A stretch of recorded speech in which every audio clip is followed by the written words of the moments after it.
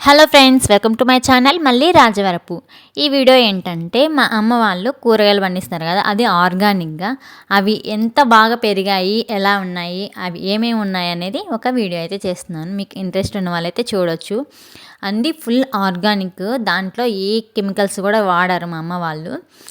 దానికి పురుగు పట్టిద్ది కదా, వాడతారు కదా అంటే పురుగు పట్టిన దానికి ఆర్గానిక్ న్యాచురల్ వేతల్లో ఏదో చేస్తారనమాట. ఆయిల్, మట్టి ఇవన్నీ కలిపి చేస్తారు. నేను ఆ ప్రాసెస్ మిస్ అయ్యాను.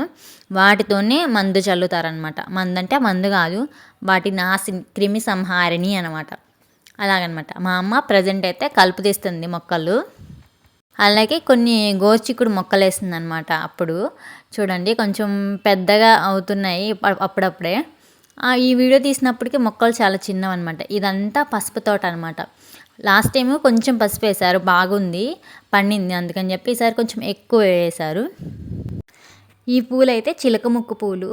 వీటిని మేము వైపు చిలకముక్కు పూలు అని అంటారు. వీటికి కాడ తక్కువగా ఉంటుంది, కాడ చాలా డెలికేటెడ్గా ఉంటుంది.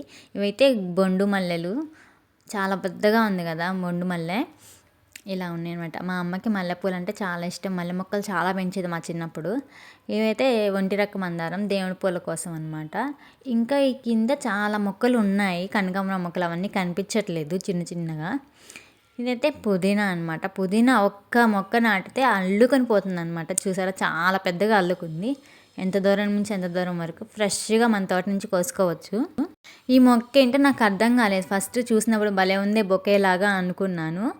ఇదేంటోలే, సరేలే, బాగుందిలే అనుకున్నా. తర్వాత పక్కన చూస్తే అది ఓపెన్ అప్ అయిందనమాట. ఈ మొక్క ఏంటో తెలుసా అని మా అమ్మ వచ్చి నన్ను అడిగింది.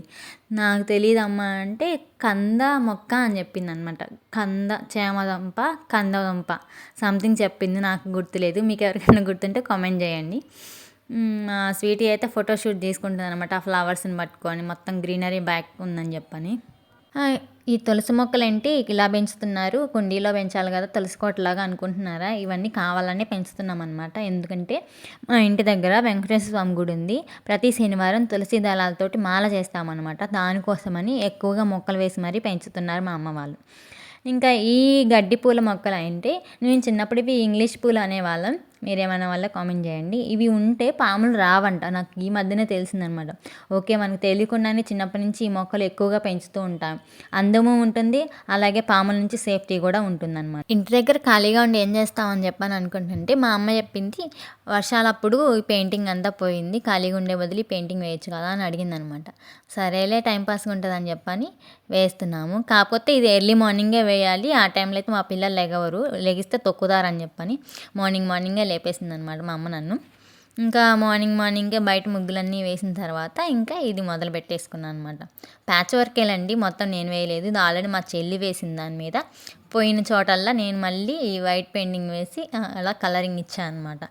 అంతకుమించి ఏం లేదు. నాకు ఎంత డిజైన్స్ అయితే రావు, ఓన్లీ చుక్కల ముగ్గులు అయితే వచ్చు కానీ నాకు. ఇలాగనమాట. ఫైనల్గా ప్యాచ్ వర్క్ అంతా కంప్లీట్ అయిపోయింది. చూసారా, నా ప్యాచ్ వర్క్ ఇలా కూడా పనికొస్తుంది అనమాట. కానీ స్టెప్స్ వద్ద మాత్రం మొత్తం నేనే వేసాను అనమాట. ఇలా మెలికల ముగ్గులు, చిన్న చిన్న ముగ్గులు, ఈ అష్టదళ ముగ్గు, ఈ స్టెప్స్ మీద వేసిన ముగ్గులన్నీ నా ఓన్ అనమాట, నేను వేసింది. చూసారా, నాకు అంత టాలెంట్ లేదని చెప్పా కదా, చిన్న చిన్న ముగ్గులు వాటికి నేను వేసాను. ఎలా ఉన్నాయి నా మెలికల ముగ్గులు, అలాగే స్టెప్స్కి వేసిన మెలికలు బాగున్నాయా? మీకు నచ్చితే కామెంట్ చేయండి. ఇంకా పనిలో పని ఆ అరుగుల దగ్గర ఉన్న వైట్గా ఉంది కదా, ఆ వైట్గా ఉన్న పెయింటింగ్ కూడా పోయిందంట. దానికి కూడా సున్నం కొట్టమంది నన్ను. పనిలో పని నేను సున్నం పని కూడా చేసేసాను అనమాట. పెయింటింగ్ వర్క్ అంతా నా చేత చేయించుకుంది మా అమ్మ. ఆ రోజు మొత్తం నా పెయింటింగ్ వర్కే సరిపోయింది.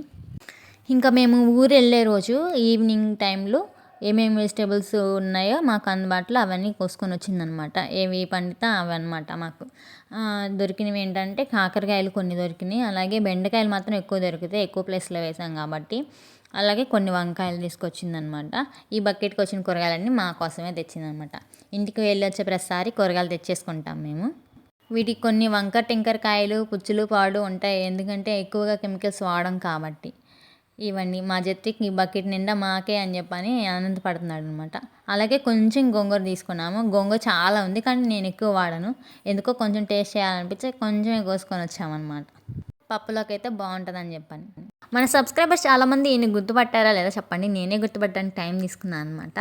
ఈయన వల్ల మనకి 10,000 సబ్స్క్రైబర్స్ అయితే వచ్చారు. ఏంటంటే ఈయన ధర్మాకోల్ తోటి శివాలయం సృష్టించి దాంట్లో విగ్రహాలను కూడా ఆయన ధర్మాకోల్తో స్వయంగా చేశారనమాట. చాలా గ్రేట్ ఆర్టిస్ట్ అనమాట ఈయన.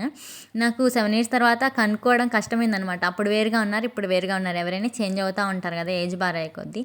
ఇంకా ఆయన్ని కలిసి వీడియో చూపించి కొంచెం సేపు మాట్లాడి అయితే సెల్ఫీ అయితే దిగాను. ఆయనైతే చాలా సంతోషించారు నేను ఇంత ఫేమస్ అయ్యానని చెప్పి. పుట్టిల్లంటే అంతే ఫ్రెండ్స్, ఎన్ని రోజులు ఉన్నా కానీ మనకు ఒక రోజు గడిపినట్టే ఉంటుంది. వారం 10 రోజులు ఉన్నా కానీ నాకు ఏంటో 2 డేస్లో అయిపోయినట్టు అనిపించింది. మీకు కూడా ఇలానే అనిపిస్తుందా? నాకు అలానే అనిపించింది. వీడియో నచ్చినట్టయితే లైక్ చేసి సబ్స్క్రైబ్ చేయండి ఫ్రెండ్స్.